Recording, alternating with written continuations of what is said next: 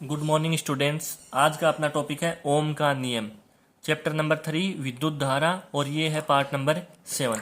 तो सबसे पहले ओम के नियम को समझते हैं, उसके बाद में इसकी परिभाषा को जानेंगे। तो यदि किसी चालक की भौतिक अवस्था, ये कोई चालक है और इसकी भौतिक अवस्था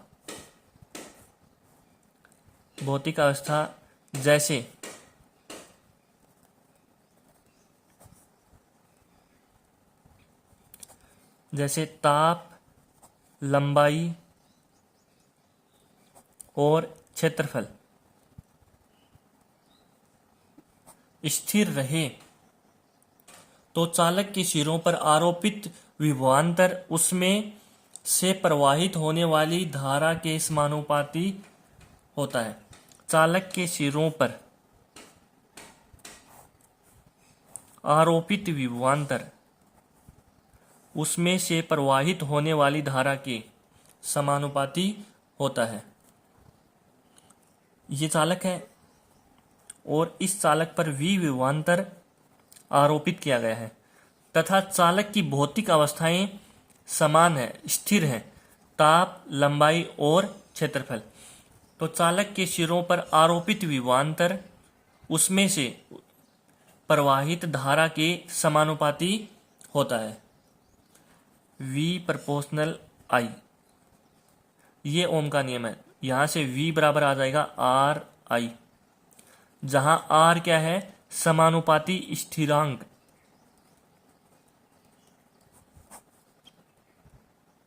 स्थिरांक, जिसे प्रतिरोध कहते हैं, प्रतिरोध।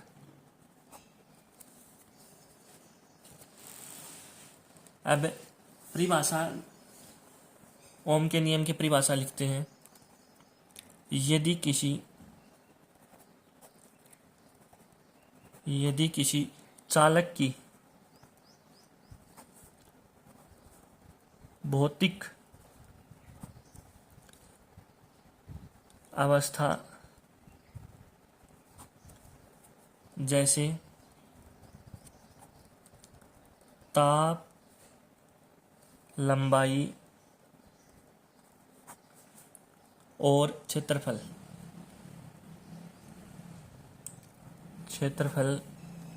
आदि स्थिर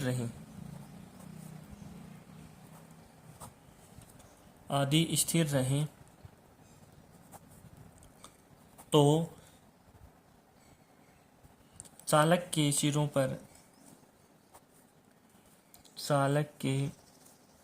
सिरों पर आरोपित विभवांतर उसमें से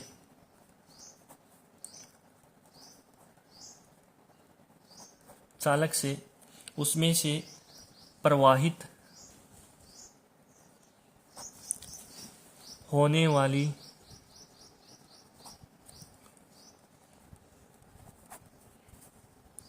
धारा के समानुपाती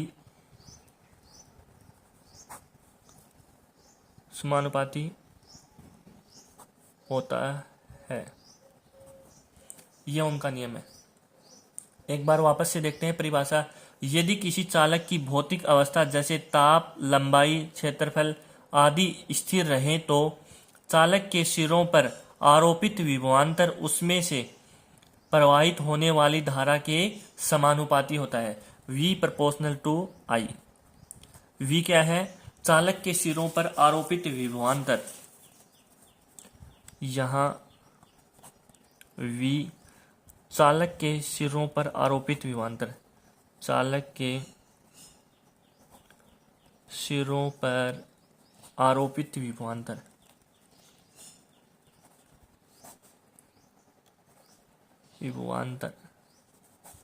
तथा I है चालक में प्रवाहित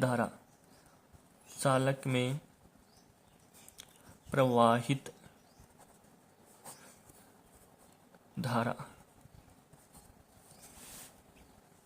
तो V इक्वल टू हो जाएगा RI। यहाँ R समानुपाती स्थिरांक है, समानुपाती स्थिरांक है जिसे प्रतिरोध कहते हैं, जिसे प्रतिरोध कहते हैं।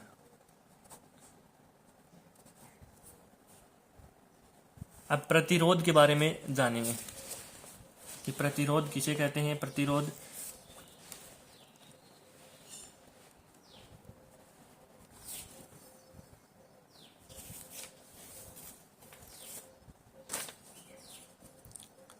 अपना टॉपिक है अब अगला, प्रतिरोध, रेजिस्टेंस।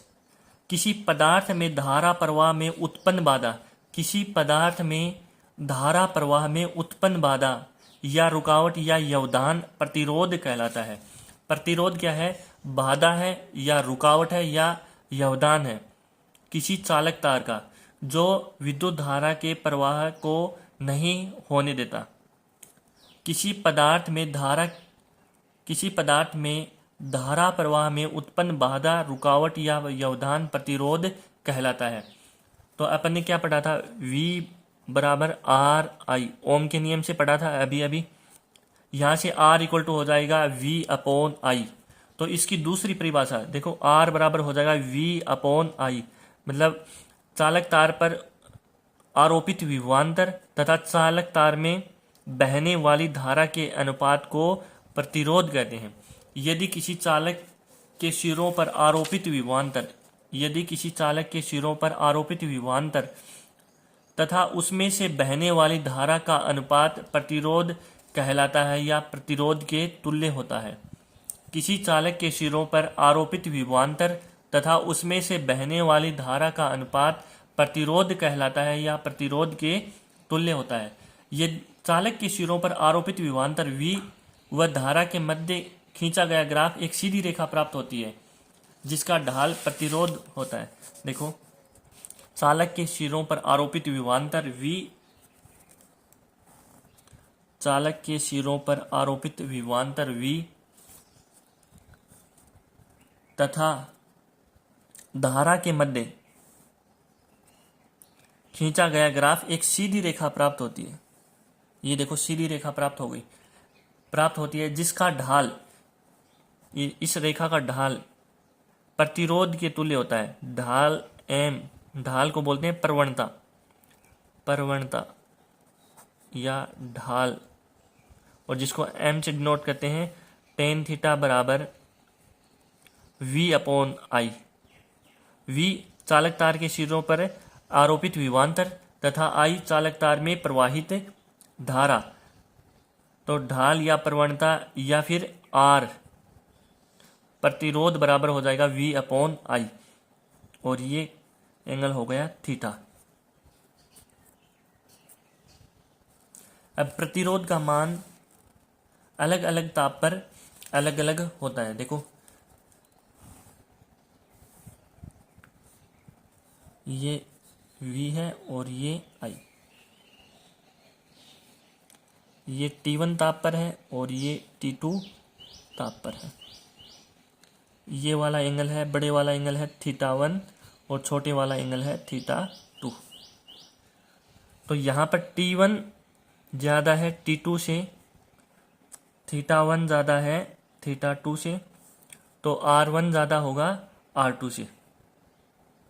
प्रतिरोध 1 ज़्यादा है प्रतिरोध 2 से, क्योंकि θ1 ज़्यादा है θ2 से।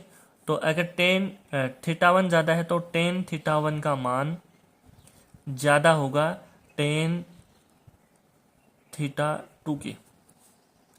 जैसे जैसे ये ढाल या स्लोप ऊपर की ओर जाएगा वैसे वैसे प्रतिरोध का मान बढ़ता जाएगा, क्योंकि tan θ का मान ऊपर जाने पर बढ़ता है। तो tan θ1 ग्रेटर देन हो गया tan θ2।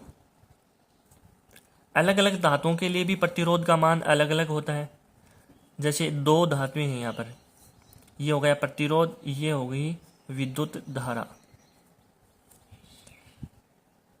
तो ये हो गई धातु A1 के लिए एंगल हो गया थीटा ए, और ये दूसरी धातु बी हो गई, और ये एंगल हो गया थीटा बी।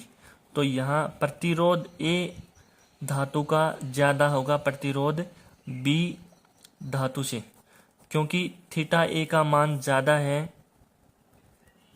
थीटा बी के मान से। ठीक है, तो यहाँ से टेन थीटा का मान ज़्यादा आएगा, थीटा ए का मान ज़्यादा आएगा टेन थीटा बी के मान से, और टेन थीटा बराबर होता है आर। इसलिए प्रतिरोध ए धातु का ज़्यादा हो जाएगा और प्रतिरोध बी धातु का कम हो जाएगा।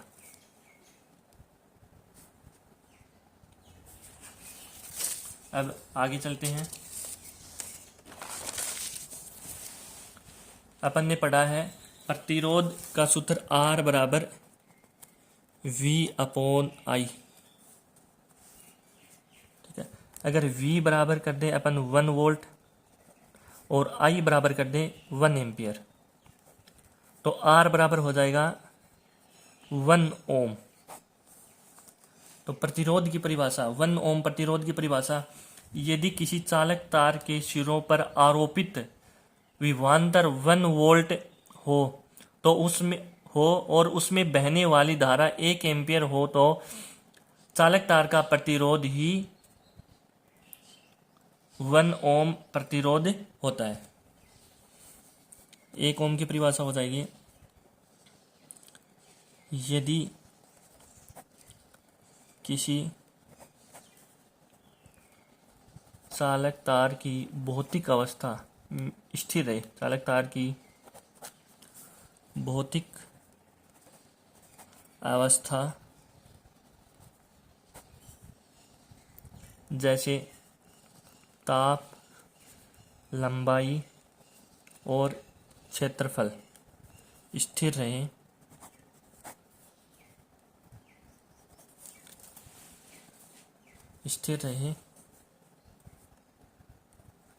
तथा चालक के सिरों पर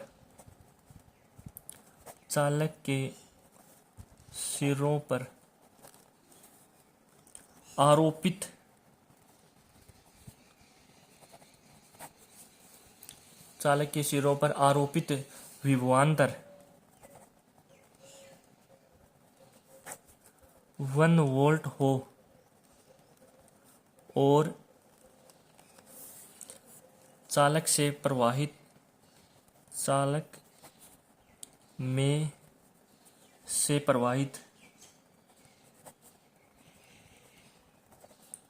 प्रवाहित धारा 1 एम्पियर हो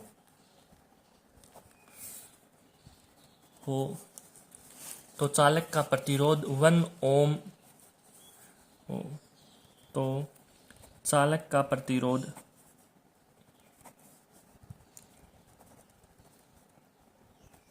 1 ओम कहलाता है।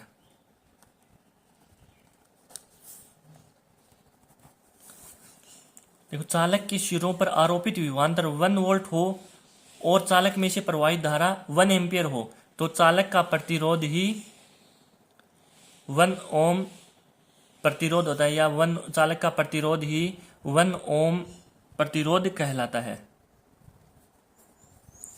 ठीक है, अब आती है चालक तार की प्रतिरोध का मात्रक। प्रतिरोध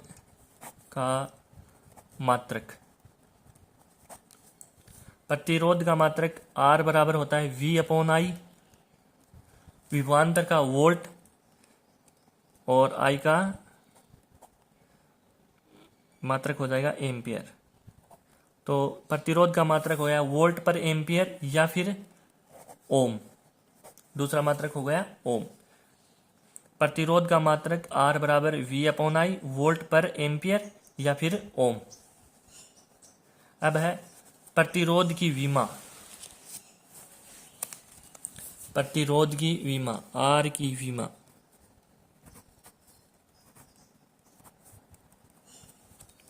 तो विमा निकालने के लिए कैसे निकालेंगे? प्रतिरोध का सूत्र लिखेंगे V/I, अब विभवांतर की विमा बटे में कर देंगे धारा की विमा। तो धारा की विमा देखो I बराबर होता है, I बराबर होता है आवेश प्रवाह की दर, सॉरी आवेश प्रवाह की दर, और धारा की विमा तो डायरेक्ट ही आ जाएगी। A1 धारा का मात्रक होता है एम्पियर, और धारा का मात्रक हो जाएगा एम्पियर, और धारा की विमा हो जाएगी A1। क्योंकि धारा क्या है, मूल भौतिक राशि है, इसलिए इसका मात्रक डायरेक्ट हो जाएगा A1। अब अपन निकालेंगे विभवांतर का मात्रक, या वोल्टेज का मात्रक, और या फिर वोल्टेज की विमा निकालेंगे। तो V की विमा, तो विभवांतर का सूत्र हो जाएगा कार्य बटा आवेश W अपॉन Q, और W बराबर होता है बल गुणा विस्थापन D अपॉन Q। तो बल की विमा, बल बराबर होता है Ma, तो बल की विमा मैं डायरेक्ट लिख रहा हूं M1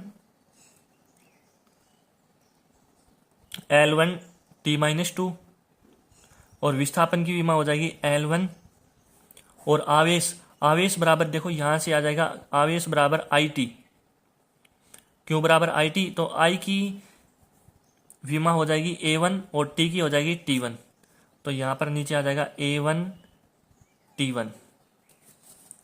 ठीक है, तो V की विमा बनेगी M1 L2, देखो 1 और 1 2 हो गई L2, ये T ऊपर जाएगी तो माइनस की हो जाएगी, T-2 पहले से था तो T-3 और A1,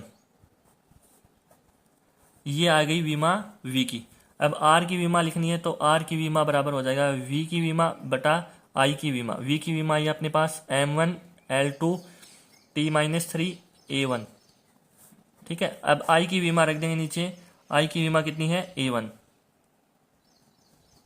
देखो ये A1 ऊपर जाएगी तो -1 होगी, यहां पर आएगा -1। अब R की विमा हो जाएगी M1 L2 T-3 A-2। A1 से ऊपर जाएगी तो माइनस की हो जाएगी, एक माइनस की पहले से थी, तो ये आ गई R की विमा।